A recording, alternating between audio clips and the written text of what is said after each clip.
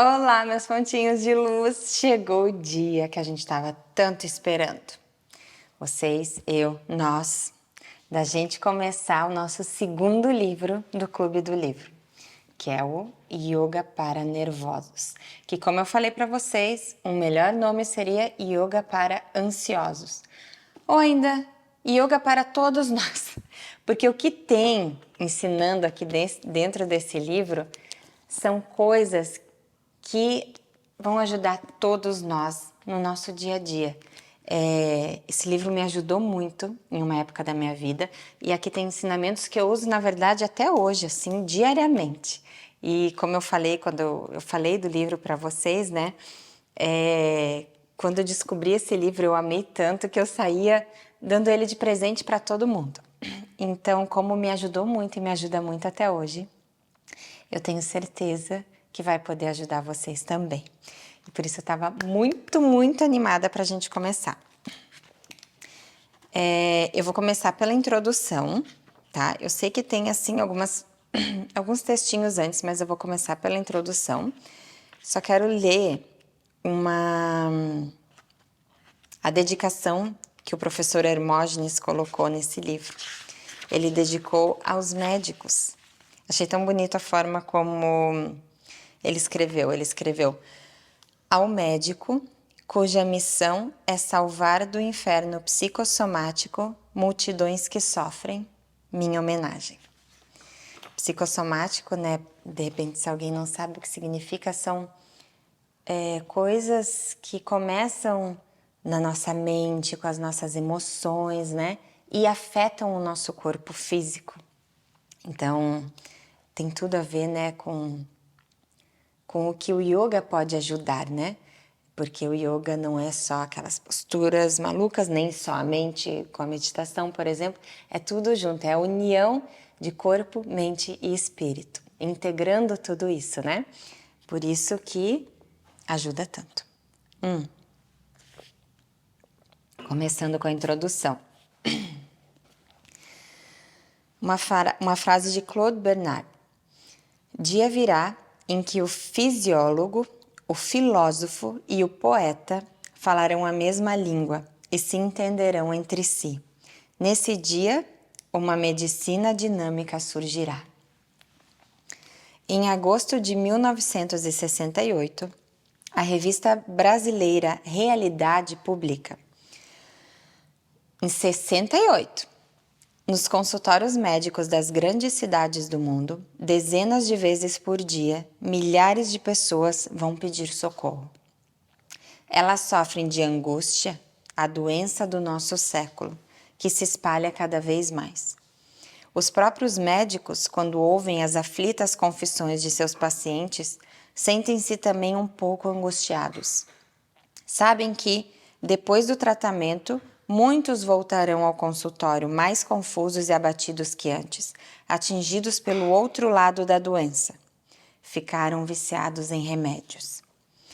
Depois da angústia, os psicotrópicos são as armas mais poderosas que a medicina encontrou para resolver os conflitos psicológicos, morais e sociais do mundo moderno, mas também podem destruir o homem. Dramático dilema. A angústia, um inferno, ou as drogas, escravidão arrasadora. O sofrimento ou o vício. Nos Estados Unidos, declarou J.D. Griffith, um psiquiatra da Vanderbilt University, de 2 receitas, uma contém prescrição de psicotrópicos. Em 1965, as receitas de anfetaminas chegaram a 24 milhões e a 123 milhões as de sedativos e tranquilizantes. Nos Estados Unidos, fabricam-se anualmente 13 milhões de comprimidos de anfetaminas e barbitúricos, o que corresponde a 6 dúzias por habitante, incluídas as crianças. Isso saiu na revista médica Resenha Médica e Cultural, em 1967. Que pode fazer a ciência médica em auxílio às legiões de viciados que, precisando de tais drogas para o alívio dos males dos nervos, caíram presas de um mal igualmente aniquilador. Os médicos no mundo inteiro estão alarmados com a. O aumento do número de nervosos candidatos, portanto, ao vício. B. Gente, lembrando que esse livro é antigo, tá? Deixa eu ver se eu acho aqui o ano que ele foi escrito, né? Digo a primeira vez que ele foi publicado.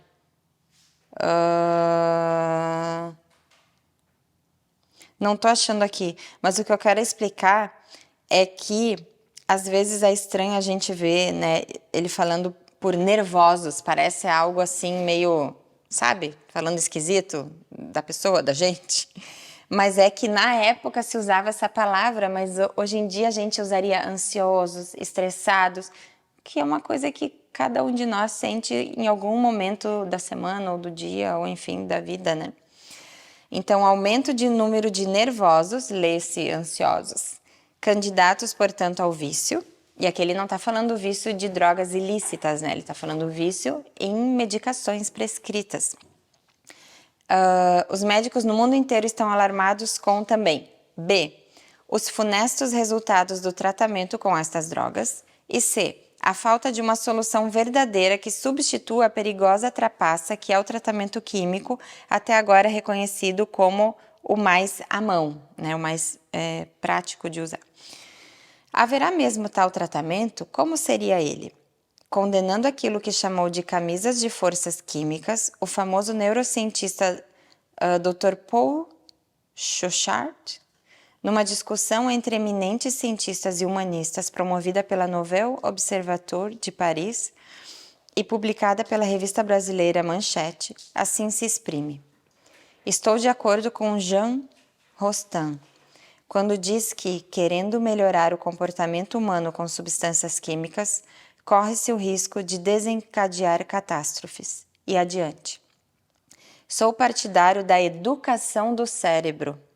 As drogas úteis em estados de crise só deveriam ser empregadas para tornar o indivíduo acessível a terapêuticas verdadeiramente humanas.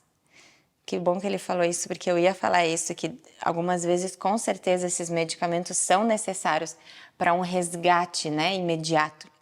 E ele falou isso. Sou partidário da educação do cérebro e das drogas que são úteis em estados de crise e que deveriam só ser empregadas para tornar o indivíduo acessível a outras terapias, né, verdadeiramente humanas. Em seu livro O Domínio de Si, o cientista, referindo-se ao yoga, declara: teríamos muito para aproveitar desses modos de dominar-se psicofisicamente. E se refere ao admirável conteúdo de formação da vontade pelo relaxamento, pela calma, pelo repouso, de que tanto precisa nossa época, a regulação das posições e das atitudes em relação com o estado mental procurado, a regulação da respiração. Psiquiatra brasileiro, aluno meu no caso do Hermógenes, né? Gente, o Hermógenes, eu não sei se eu falei, ele já faleceu em 2015, ele nasceu, se não me engano, em 2021, algo assim. Ele é muito conhecido no Brasil porque ele foi um dos primeiros professores a trazer o yoga para o Brasil, a difundir pelo Brasil o yoga, sabe? E ele é uma pessoa, assim, muito estudada, muito experiente e uma pessoa muito maravilhosa. Então, enfim, só quis dar né, de quem é o autor que eu esqueci de falar antes. Então, voltando, quando ele fala, um psiquiatra brasileiro, aluno meu, experimentou o yoga e, portanto, fala mais objetivamente e com autoridade de cientista associada à de praticante. Estamos convictos de que a Hatha Yoga em si significa uma valiosa prática de higiene mental, útil sobretudo na vida cotidiana. Concorre sem dúvida para incentivar, fortalecer ou desenvolver muitas qualidades psíquicas, como sejam a atenção, a concentração, a introspecção, convém que o aluno se veja por dentro em cada exercício, o equilíbrio, além de aperfeiçoar os sentimentos e cultivar apenas pensamentos bons, alegres, positivos. Aprendemos ainda a dominar o sofrimento e a acreditar na capacidade de autorrecuperação do organismo. Isso o Dr. Alberto Lohmann, psiquiatra e escritor que falou e escreveu. Depois de 6 anos de experimentação, depois de não sei quantos casos de resultados indiscutivelmente ótimos, depois de muito estudo e com prudência para não anunciar uma fantasia, mas sim proclamar uma verdade e oferecer um estudo, consegui escrever este livro, visando a divulgar um método de libertação que nada tem de químico, não cria servidão, nenhum mal faz a ninguém e é verdadeiramente humano, como deseja Chauchat, que é aquele cara que falou do verdadeiramente humano, né? Aí tem uma citação de Marina Coutinho. Durante 20 anos, aproximadamente, sofri de insônia, vendo muitas vezes o dia amanhecer, sem conseguir conciliar o sono. Só conseguia dormir com o uso de psicotrópicos. Falavam-me de yoga, mas eu não acreditava que pudesse dormir sem tomar tais drogas. Eu ia ficando cada dia mais deprimida. Um dia, porém, levada por uma mão amiga, resolvi ir à academia. Deste dia em diante, bendito dia, nunca mais tomei remédios para dormir. Passei a encarar a vida com mais otimismo e estou certa de que até melhor cristã me tornei. Muitos outros casos temos registrados de pessoas que deixaram de sofrer dos nervos, da ansiedade, do estresse, né? Não somente sem recorrer a drogas, mas ao contrário, se libertando do condicionamento, do vício hoje tão generalizado. Aí tem uma citação de Sinira Ramos. Era um verdadeiro tormento em que me debatia, noite após noite, meses e meses. Entre os vários tipos de remédio de que fiz uso, além de grande número de comprimidos que me deixavam bastante deprimida, me lembro de não me limitava a tomar 1 ou 2 colheres de sopa. Um vidro durava no máximo 4 ou 5 dias. Esta mesma aluna, terminando sua carta, diz: se todas as pessoas soubessem que a felicidade nos está tão próxima, ao alcance da mão, apenas com yoga, venceriam, ou melhor, procurariam vencer as barreiras que surgissem, praticando essa miraculosa disciplina que eu apelidei de a fazedora de felicidade. Chamo o que aqui ensino um método de vida. Pode também ser chamado de reeducação integral ou caminho de libertação. Integram-no exercícios psicomáticos e psicotrópicos, uma filosofia redentora e forte, uma ética superior, uma higiene mental ou psicoterapia madura e eficaz, um conjunto de técnicas de naturezas várias, desde cuidados dietéticos, fitoterápicos, hidroterápicos, cromo e musicoterapêuticos. Meu desejo, revelando pela primeira vez em classificação psicotrópica as técnicas de yoga, é pôr a serviço de quem sofre, bem como dos senhores psiquiatras, um instrumento capaz de atender ao que tanto se procura. Libertação dos ansiosos, tá? Às vezes quando falar nervosos, nervosos, eu vou trocar por ansiosos, combinado? Libertação dos ansiosos e um alívio pronto para seus padecimentos, sem recorrer a remédios, os quais, constituindo ao mesmo tempo um perigo real, são tratamento incompleto e insuficiente. Os exercícios somatopsíquicos e psicossomáticos deste livro são muito mais específicos do que os descritos em Autoperfeituação com Hatha Yoga, que é um outro livro desse autor.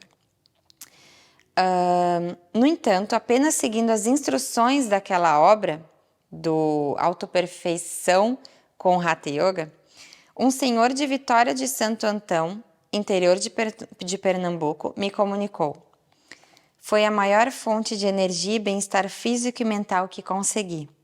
Foi através dos exercícios, e até sem muita assiduidade, que dissipei o malefício sentimento de inferioridade, um pessimismo doentio que me dominava, me transformando num idealizador e realizador. Já não tenho mais aquele terrível medo de morrer do coração. Enquanto não ocorrer uma transformação profunda na filosofia de vida, é ilusória ou superficial a chamada cura.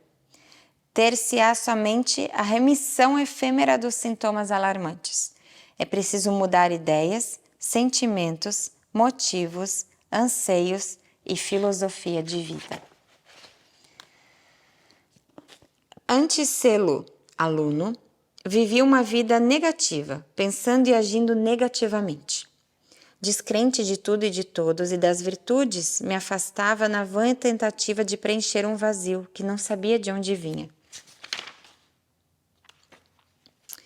Entregava-me aos prazeres e aos vícios, doenças, dúvidas, descrenças, ilusões, insegurança, manias, medos, desequilíbrios foram os resultados. Os benefícios que tenho obtido são tantos. Posso afirmar que uma radical transformação em mim se tem operado.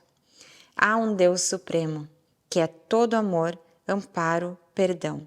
E foi para ele que apelei quando todas as esperanças se desmoronavam.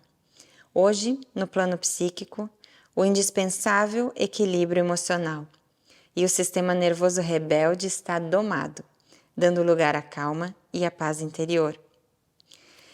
Quem escreveu este depoimento? Um funcionário do Ministério das Comunicações. Era viciado em erotismo. Gastava sem poder grandes somas para importar material erótico estrangeiro. Liberto, transformado, satisfeito em si mesmo, se desfez do seu funesto acervo, tocou fogo. Não vendeu nem deu por não querer contaminar ninguém com o vírus de que se havia curado. As citações que seguem são de duas senhoras que também se transformaram. Agora é outra citação. Me libertei da fadiga, da insônia e do mau humor. Suspendi os tranquilizantes que tomava 3 por dia. Seguindo seu conselho de ajudar o próximo, tenho ensinado o que já aprendi a necessitados e os resultados têm sido ótimos. Minha situação financeira continua a mesma, mas não há mais angústia em minha alma. Sou outra, já não me preocupo. Minha vida deixou de ser tempestade. O ansioso encontra no yoga não um escamoteador de sintomas, mas uma forma de viver, onde se sente invulnerável aos tropeços da existência e aos assaltos da dor. É o que atesta uma senhora amiga, se referindo ao yoga, diz: me fez suportar a viuvez e superar as injustiças cometidas comigo, e me ajudou a vencer os problemas. Peraí, um golinho do chimarrão. Para quem não sabe, chimarrão é um chá. Um chá é um chá verde, né? Que a gente toma aqui no Rio Grande do Sul assim, numa cuia. Um aluno meu, israelita, passou seus anos de adolescência vendo morrer e morrendo a cada dia dentro de um campo de concentração nazista. Caiu doente dos nervos naturalmente. Uma jovem, em janeiro de 1966, perdeu todos os entes amados e também tudo o que possuía, inclusive a saúde emocional, quando um edifício desabou, a soterrando. Retirada de sob o prédio, caiu debaixo de outros escombros, a neurose. Ambos estão bons, normais. Quem os livrou dos padecimentos? O mesmo método, agora mais desenvolvido e específico, que você vai aprender neste livro. O livro está aqui. Desejo que você encontre nele o que mais tem buscado.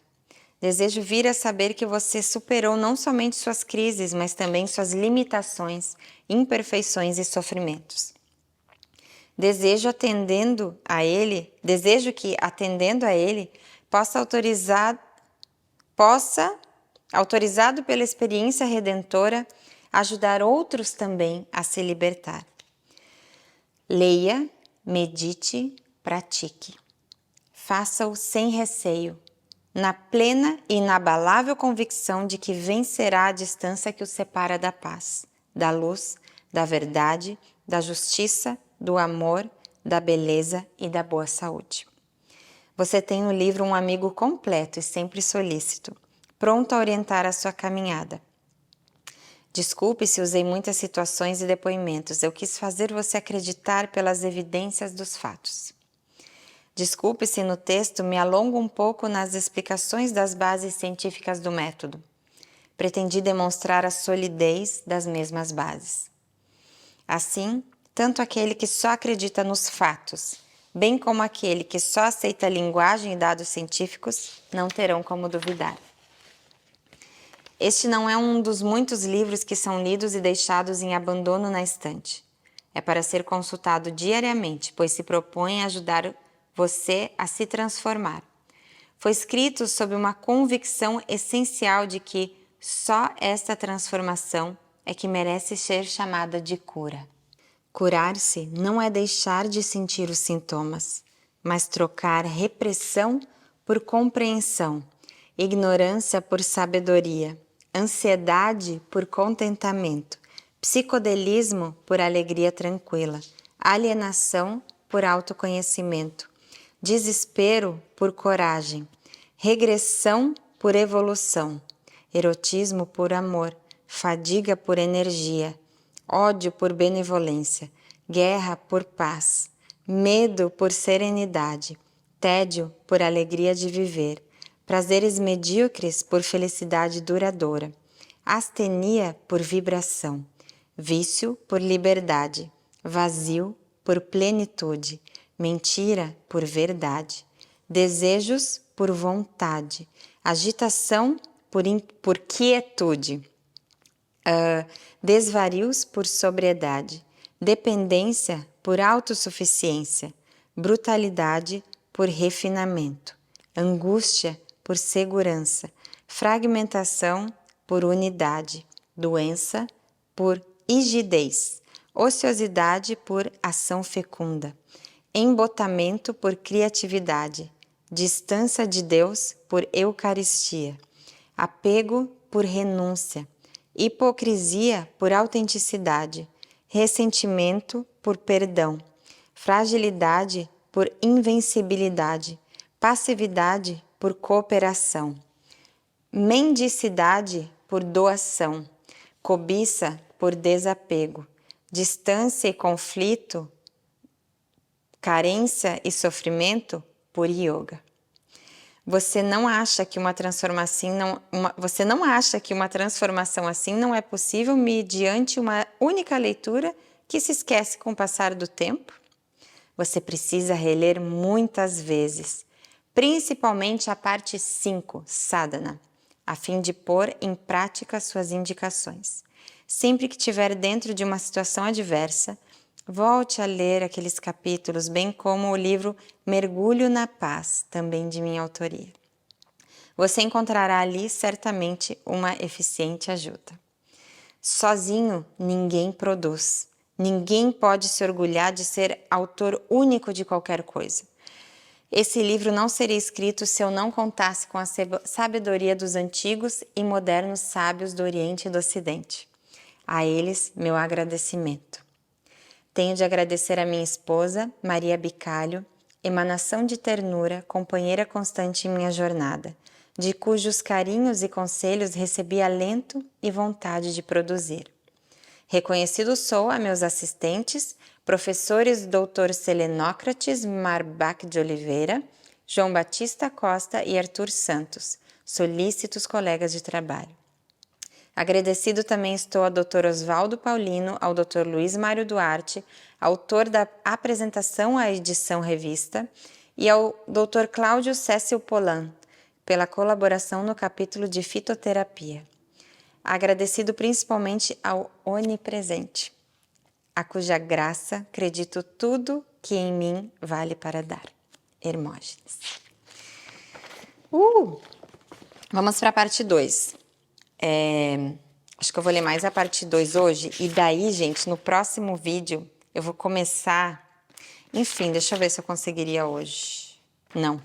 Eu vou deixar para o próximo vídeo começar um capítulo que se chama A Coisa. Gente, esse capítulo é maravilhoso, tá? Mas enfim, vamos começar agora a parte 2. O capítulo se chama Esperança para os... Vou trocar por ansiosos. Esperança para os ansiosos. Se esse livro fosse destinado a médicos, eu não usaria o termo nervoso, por ser cientificamente impreciso e, quiçá, desgastado.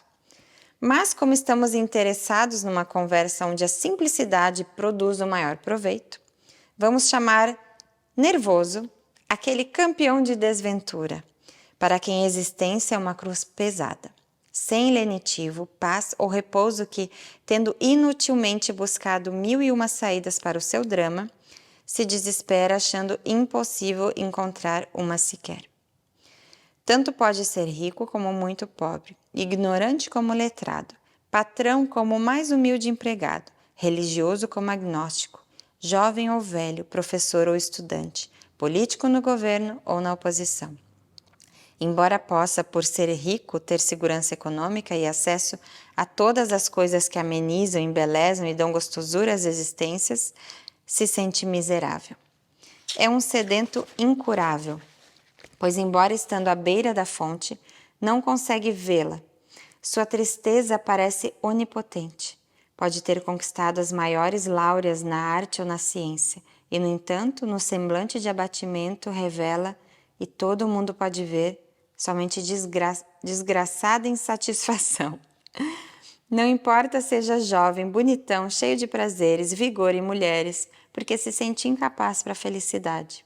Embora farto de prestígio social e bem colocado na vida, é indigente de alegria.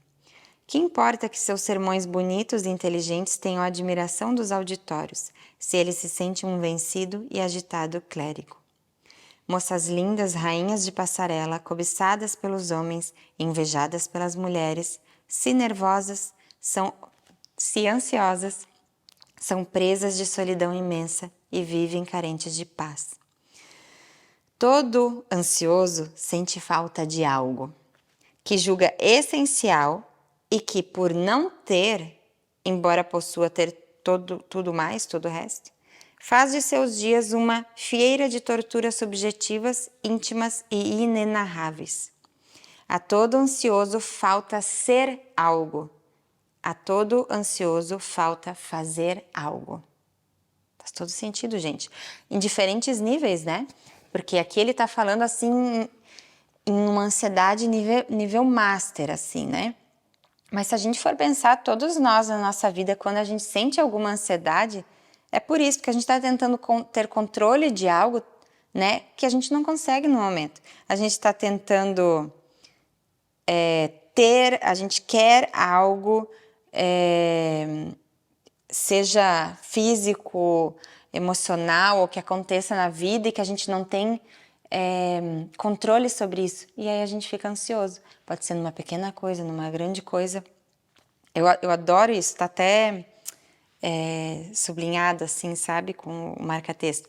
Todo ansioso sente falta de algo que julga essencial e que, por não ter, embora possa ter tudo mais, faz de seus dias uma fieira de torturas subjetivas, íntimas e inenarráveis. A todo ansioso falta ser algo, a todo ansioso falta fazer algo. Ele vive em guarda, a defender-se de presumível assalto. Não sabe de quê, nem de quem, nem de onde. Tem medo como se vivesse perenemente ameaçado por um predador incógnito, ou seja, não é um assalto em si, né? É algo que ele não sabe o que, parece que está sempre armado, né? Para se defender de algo. É como um sentinela em posição, em noite escura no campo de batalha. Por isso mesmo, o seu desgaste é contínuo. Disso resultam fadiga e necessidade de repousar. Repousar, porém, ele não consegue, exatamente por viver tenso, em atitude pré-bélica. A fadiga é acompanhada de excitação mental, isso é, incontido e assustador fluxo de atividade mental. E isso o cansa mais ainda. Sim, não é só a fadiga do corpo, né? É da mente, naquele fluxo mental fortíssimo que nunca para e exaure também. Quase todos os dias são difíceis na vida da pessoa nervosa. Acha tudo ruim, insatisfatório e mesmo ameaçador. Não porque as coisas e as situações objetivamente o sejam, mas por causa de si mesma, pela avaliação anômala que faz de si. Ela própria é o seu maior problema. Não há sintoma que o ansioso não possa sofrer. Não vou descrevê-los com minúcias, como a princípio pensei em fazê-lo, para evitar que o leitor ansioso não venha se sentir incompleto por lhe faltar esse ou aquele sintoma descrito. Que figura! Não há enfermidade que o nervosismo, que a ansiedade não possa gerar. Chama-se psicógeno o sintoma, a síndrome ou a doença engendradas pela mente perturbada e pela tensão neuromuscular. Numa palavra, pelo estresse.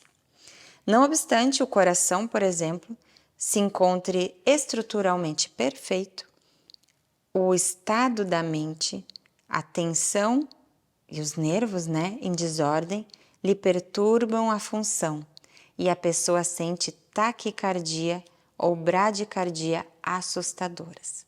Vocês já viram? Não sei se já aconteceu com vocês ou vocês conhecem alguém que quando tem uma crise de ansiedade muito forte ou está num momento de ansiedade muito forte, sente o coração meio descompassado ou acelerando muito ou descompassado mesmo e fica até com medo de que esteja acontecendo alguma coisa, Dificilmente hoje em dia a gente não conhecer alguém que tenha sentido isso, ou até mesmo com a gente mesmo, e é exatamente disso que ele está falando. Houve épocas em que a ciência defendia um ponto de vista chamado dualista, considerando o ser humano dividido em corpo e alma.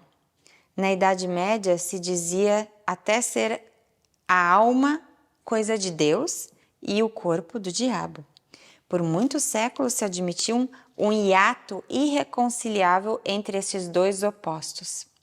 Hoje, a ciência evoluiu o suficiente para voltar a afirmar que não existe alma, entre parênteses, mente, e o corpo ou espírito e matéria, como duas realidades essencialmente diversas. São as faces da mesma moeda. Essa doutrina Advaita, modernamente defendida por Teilhard e Pechauchard, dá uma compreensão mais fecunda aos fenômenos psicossomáticos. Advaita é uma palavra em sânscrito, que é a língua antiga da Índia, que significa a não dualidade, ou seja, não separar o corpo do espírito, o corpo da mente, justamente que são duas faces da mesma moeda. Nada se passa na mente que o corpo não manifeste. Nada se passa no corpo sem que a mente acuse. Isso porque não há um corpo e uma alma, mas uma unidade, modernamente chamada mente-corpo. Então não se fala mais mente ou corpo, Diz que hoje em dia se fala mente-corpo, porque são duas faces da mesma moeda. Você quer ver como isso é uma ideia velhíssima? 500 anos antes de Cristo, Sócrates doutrinava: todo o bem e mal, quer no corpo ou na natureza humana, originam-se na alma e daí extravasa. Portanto, para curar o corpo, deve-se começar curando a alma. Milhares de anos antes, isso é, muito mais remotamente, o grande poema épico da Índia, Mahabharata, considerava que existem duas espécies de doenças, física e mental, e uma se origina da outra. A existência de uma não é percebida sem a outra. As perturbações mentais se originam das físicas e, de igual maneira, as perturbações físicas se originam das mentais.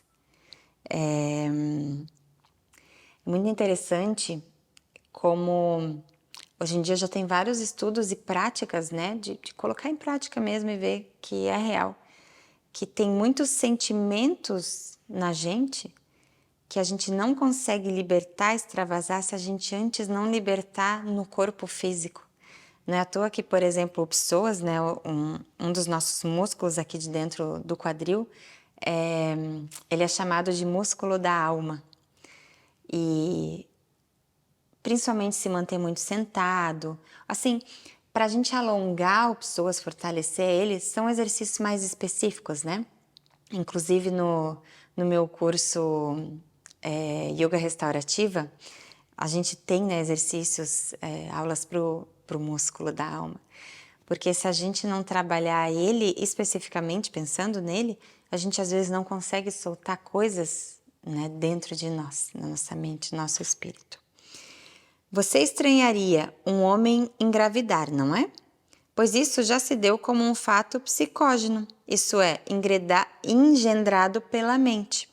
O British Medical Journal noticiou que um soldado de 27 anos se impressionou tanto com a sua esposa grávida ao ponto de ele mesmo sofrer ataques de pseudogravidez. Isso saiu no Time, dia 1º de novembro de 1953. Depois disso, você também vai concluir não haver sintoma estranho que o ansioso não possa apresentar. Para tormento principalmente seu, mas também de seus parentes e de seu clínico, ou seja, do seu médico, né? Se uma corrente admite ser a mente desarmônica que prejudica o corpo, uma outra igualmente importante dá explicação diametralmente oposta, isso é, procura demonstrar serem as perturbações orgânicas, né, do corpo que geram os sofrimentos mentais. A primeira vê o ansioso como um doente do psiquismo, ou seja, da mente e da alma. A segunda o considera um enfermo no corpo, principalmente dos nervos e das glândulas. Nervos e glândulas em desarranjo provocariam todas as anomalias nos órgãos, por eles regulados, com repercussão automática sobre a vida mental. Aqui ele está falando de dois pensamentos diferentes, duas escolas da ciência diferentes, né? A primeira escola trata o enfermo com psicoterapia, procurando em primeiro lugar a harmonização e a regularização dos processos e estados da mente, visando com isso a indiretamente curar o corpo. Então essa primeira escola acha que primeiro tem que cuidar da mente, né? Por exemplo, com psicoterapia, para assim o corpo se curar. A outra escola, pelo contrário, administra desde drogas psicotrópicas, hormônios, tônicos e até ETC, que ele explica que é eletroconvulsoterapia, ou até mesmo neurocirurgia, corrigindo as disfunções neurohormonais ou bioquímicas reinantes no organismo, livrar o enfermo de seus padecimentos psíquicos. Ou seja, essa outra escola já acha que teria que curar o corpo com remédios, com cirurgia, com o que for, para então melhorar a mente. Qual das duas escolas está certa? A da psicologia médica ou a dos fisiologistas? Deve-se atender primeiro à correção da mente ou à cura do corpo? O yoga, cujo fundamento é o Vedanta Advaita, a escola de pensamento hindu que afirma o não dualismo, ou seja, o yoga não pensa como coisas diferentes, né? Pensa como mente e corpo sendo duas faces da mesma moeda. Sabendo que a mente e o corpo não deixam de ser a mesma realidade una, né, não se atém a um exclusivismo terapêutico, isso é, não trata exclusivamente da matéria ou do espírito. Socorre o ansioso como um todo e o faz por várias frentes de ação terapêutica. O homem é constituído não só por um corpo físico e uma alma imaterial, como se dizia antigamente. É um ente complexo. Participa de vários níveis vibratórios ou planos da existência universal. As práticas e as filosofias e a filosofia yogis agem beneficamente sobre os nervos, sobre todos os órgãos, glândulas, finalmente sobre todo o orgânico, mas indo além. Harmoniza em outro nível imediato e mais sutil do nosso ser, conhecido como o corpo vital. Não se detém aí, alcança também o corpo astral. chega ao plano mental e passa adiante, em níveis de ser ainda mais quintessenciados e cada vez mais próximos do espírito. Yoga é o aperfeiçoamento de cada plano, bem como da integração ou harmonização de todos eles, realizando a unidade no homem. Na pessoa ansiosa, os corpos ou os planos de ser se encontram em desarmonia. Seus nervos e glândulas estão em desarranjo. O estresse pode ter origem na perturbação da economia energético-vital. Pode ser gerado por emoções em conflito, bem como resultar de estarmos afastados dos níveis divinos do espírito. Pode ser que tudo isso junto, interagindo, é o que mantém o sofrimento. Yoga é a redenção desse sofrimento, mercê de seu poder harmonizador e reequilibrante. Onde reina o caos, o yoga leva o cosmo. Razão porque se constitui salvação contra a ansiedade. Se você não é nervoso ou não é ansioso, então salva essas informações preventivamente. Se você já é, salva curativamente. Ansiedade é desarmonia. Yoga é harmonia. Yoga e estresse não coexistem. O método yoga tem sido a salvação de grande número de ansiosos. Você também põe à prova a sua eficiência. O êxito de um empreendimento, todos sabemos, é tão mais provável quanto maior seja o número de frentes pelas quais seja atacado.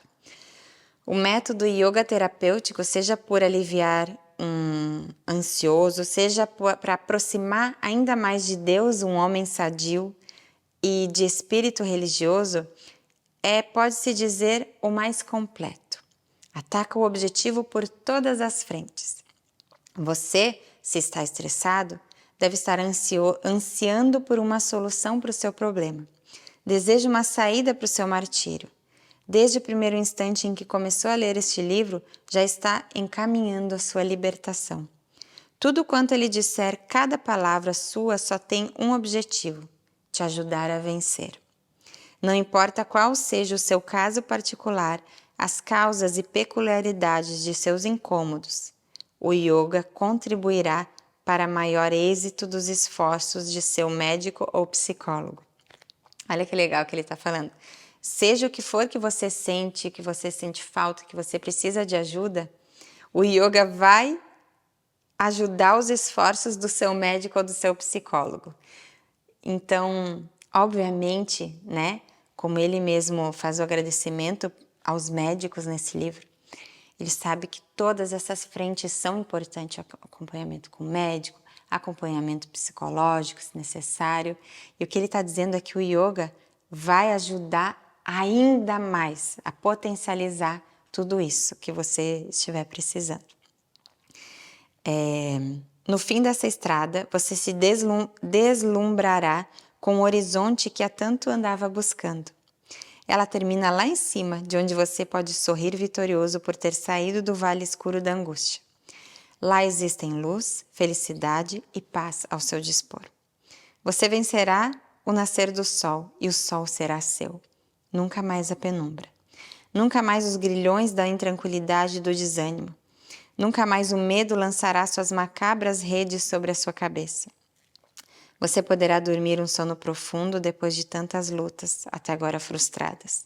Poderá se sentar tranquilo, sem pressa, e sorrir liberto.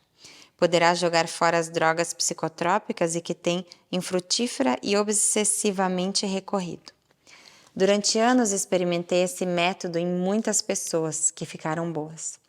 Há anos que sonhava escrever este livro, mas prudentemente não o fazia, esperando a confirmação do êxito das experiências. Enquanto isso, fui pesquisando sempre. Hoje, quando o escrevo, estou certo de que já tenho o remédio eficaz para lidar. Igual aos outros, seu caso também terminará em vitória, dependendo naturalmente de sua colaboração.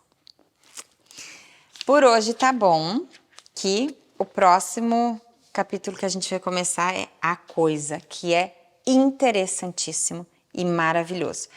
O vídeo de hoje, né, a leitura de hoje foi mais uma introdução, onde ele nos mostra, né, casos que deram certo, o que os médicos falam sobre isso, estudos, para que a gente esteja bem embasado e tenha certeza de que o que ele está falando faz sentido, é comprovado, foi estudado, e eu acho muito importante essa parte, né? Então, no próximo vídeo, a gente começa realmente a aprender, colocar a mão na massa e aprender coisas para a gente começar a trabalhar aqui dentro, aqui fora também, e para utilizar no nosso dia a dia. Deixem aqui embaixo nos comentários o que vocês acharam da nossa leitura de hoje. Se algo tocou vocês, fez sentido para vocês, nos deixem saber. Esse clube do livro é nosso, não é meu, é nosso, da nossa comunidade. Então, vocês estão sempre muito convidados a comentar, conversarem um com o outro, porque é assim que a gente ajuda uns aos outros, não é mesmo? Muito obrigada por estarem comigo hoje na leitura. Vejo vocês no próximo vídeo para a gente continuar. E se quiserem, convidem amigos, familiares, para a gente continuar no nosso Clube do Livro juntos. Muito amor e muita luz para você. Namastê.